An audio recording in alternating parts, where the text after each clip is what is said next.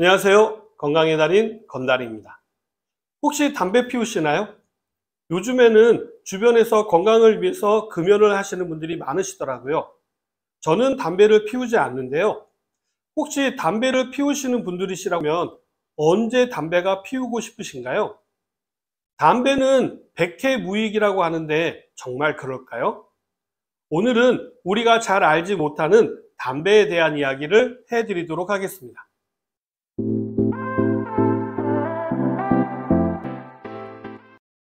담배를 피우실 때 커피가 당기지 않으신가요? 예전에 제 친구들도요, 담배 필 때를 보면 꼭 커피를 들고 피웠던 기억이 있는데요. 흡연 후에 커피를 마시고 싶은 이유는 뭘까요? 여기에는요, 과학적인 이유가 있는데요. 바로 담배에 있는 니코틴 성분이 원인입니다. 영국의 브리스톨 대학 연구팀은요, 25만 명의 생활 패턴을 종합하여서 분석해 본 결과요, 흡연 후 커피가 마시고 싶은 이유는 체내에 들어가는 니코틴 때문이라고 발표했습니다. 연구팀은요, 다른 사람들보다도 하루에 10개피 정도의 담배를 더 피우신다면 하루에 커피 한 잔 정도 더 마시게 될 것이라고 했는데요. 니코틴이 유전자 변이를 일으켜서요, 카페인의 분해 속도를 활성화시키기 때문에 커피가 계속 당기게 되는 것이라고 발표했습니다. 담배에는 니코틴을 비롯해서요, 우리 몸에 도구로 작용하는 성분들이 아주 많이 함유되어져 있는데요. 이러한 성분들은 우리 몸의 유전자까지 변형시켜서요, 심지어는 암까지 유발하게 되는 것이죠. 담배는 아메리카가 원산지입니다. 이제는 전 세계적으로 재배하고 있죠. 담배는 492년 콜럼버스가 쿠바에 상륙했을 때 원주민들이 피우던 담배를 유럽에 전했고요. 불과 100년이 지나지 않아서 전 세계적으로 퍼지게 된 것이죠. 요즘 담배는 흡연용으로 주로 사용되지만요. 예전에는 약재로도 사용이 되었었는데요. 한방에서는요, 연초라고 부르고요. 학명으로는 니코티나 타바쿰이라고 합니다. 담배 잎에는 모두 니코틴을 비롯한 14종의 알카로이드가 함유되어져 있습니다. 니코틴은요, 담배 잎에 가장 많이 들어있는데요. 전초 함유량의 64%가 잎에 존재합니다.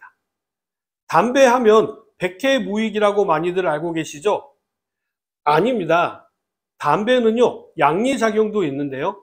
담배의 주성분인 니코틴이 카페인과 비슷한 각성 효과를 가지고 있어서요, 집중력을 높이는 데 도움이 됩니다만 이러한 효과는 그리 오래 가지는 않습니다. 담배는 성질이 아주 따뜻한 편인데요. 예전에는요, 담배를 회충으로 인한 배앓이에 사용을 했다라고 합니다. 식체나 아랫배의 통증, 종기, 피부염은 물론이고요, 벌레에 물렸을 때도 사용을 했다라고 합니다.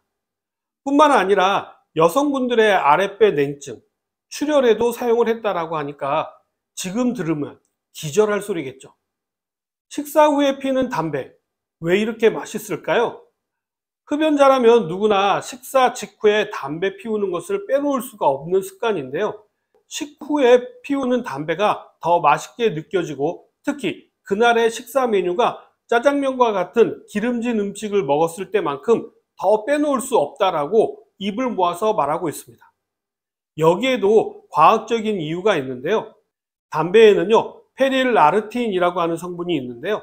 이 성분이 입안에서 분비되는 침에 녹아서요, 단맛을 내는 특성을 가지고 있습니다. 음식을 섭취한 직후에요, 입안에 남아있는 기름기에도요, 쉽게 녹아 나와서 담배의 단맛을 증가시켜서 기름진 메뉴를 먹은 날에는요, 더욱 담배가 맛있게 느껴지게 되는 것이죠. 하지만 페릴라르틴 성분은요, 독성 물질로서 입안에 기름기와 침이 많을수록 더 많은 양의 독성 물질이 녹아 나오게 되어서 몸에 더 빠르게 더 많이 흡수되기 때문에요, 건강에는 더 해롭습니다. 그렇기 때문에 기름진 음식 드시고 나서 담배 피우시는 것은 피하시는 것이 좋겠죠. 다음으로 이 부분은 장점이 될 수도 있지만 지속적이면 단점의 문제로 발생할 수가 있는데요. 담배의 니코틴 성분은 위산 분비를 촉진시켜서 소화를 돕는 작용을 합니다. 식후땡을 즐기시는 분들은 식후에 담배를 피우지 않으면요, 소화가 잘 되지 않는다라고 이야기하는 이유가 여기에 있는 것이죠. 그러나 담배를 식후에만 피우는 것이 아니죠. 담배를 자주 피우면 자주 피울수록요, 위산을 과다 분비시켜서요, 위 점막이 손상되어서 위염을 비롯해서 위궤양 발생 가능성이 높아지게 됩니다. 자, 이러다 보면 자연스럽게 위암의 위험성도 높아지게 되는 것이죠. 식사 이후 담배 생각이 간절하시다면요, 가볍게 산책을 하시면서 정신을 분산하는 것이 도움이 됩니다. 이뿐만 아니라 식후 20분 정도 가벼운 산책은요, 음식으로 섭취한 포도당을 먼저 에너지원으로 사용하게 되기 때문에요, 식후에 몸을 움직여서 포도당을 최대한 많이 사용하게 되면요, 혈당이 높아지는 것도 막을 수가 있고요, 남은 포도당이 지방으로 축적되지 않게 되어서 살이 찌는 것을 예방하는 데도 도움이 됩니다. 식후 양치질을 하지 않는 채 곧장 담배를 피우시게 되면요, 입에 남아있던 음식 냄새와 담배 냄새가 섞여서요, 악취가 심해지는 것은 물론이고요, 치석과 치태가 더 많이 생겨서요, 치주 질환을 일으키게 되니까 꼭 식후에 담배를 피우셔야 한다면요, 양치를 하신 후에 담배를 피우시기 바랍니다. 이렇게 하면요, 담배 맛이 떨어져서 금연을 하는데도 도움이 되겠죠. 담배의 유해성에 대해서는 잘 알고 계실 텐데요, 니코틴 중독에 의한 사망 속도는요, 시안화물과 비슷한데요, 니코틴은 청산가리와 비슷한 독성을 가지고 있다고 보시면 됩니다. 성인의 경우 치사량이요, 50mg에 지나지 않는데요, 참고로 담배 한 개 피 속에는요, 약 20에서 30mg이나 함유되어져 있습니다. 그래서 흡연은요, 대부분 중독성이 있고요, 지나치면 각종 질환을 일으키게 되는 것이죠.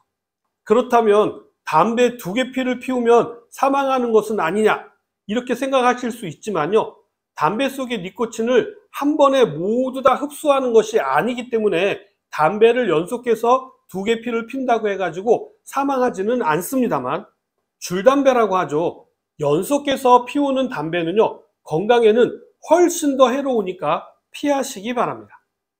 담배의 니코틴 흡수율은요, 각 제품의 함유량보다 빨아들이는 깊이와 속도에 의해서 좌우가 됩니다. 예를 들어서 10분 이내의 담배의 3분의 2를 피웠을 때에는 0.2mg의 니코틴이 흡수가 되었다라고 하고요, 5분 내에 한 가치를 피우게 되면 거기에 10배에 해당되는 2mg의 니코틴이 흡수된다라고 합니다. 그렇기 때문에 천천히 피우시는 것이 그나마 니코틴 흡수를 줄일 수 있는 방법이 됩니다. 담배의 니코틴은 호흡기뿐만 아니라요, 앞에서 말씀드린 대로 소화기 점막을 손상시키고 담배 연기의 니코틴은요, 우리의 피부를 통해서도 흡수가 되기 때문에요, 어린이나 노약자의 경우에는요, 간접 흡연도 피하시는 것이 좋습니다. 어떤 연구에서는요, 흡연자보다도 간접 흡연자가 더 피해가 크다라고 하는 결과도 있는데요, 흡연자는 담배의 필터를 통해서 어느 정도 걸러진 연기를 흡입하지만요, 간접 흡연자는 모든 나쁜 성분을 그대로 다 흡수하게 되기 때문에 간접 흡연이 더 안 좋다라고 하는 것입니다.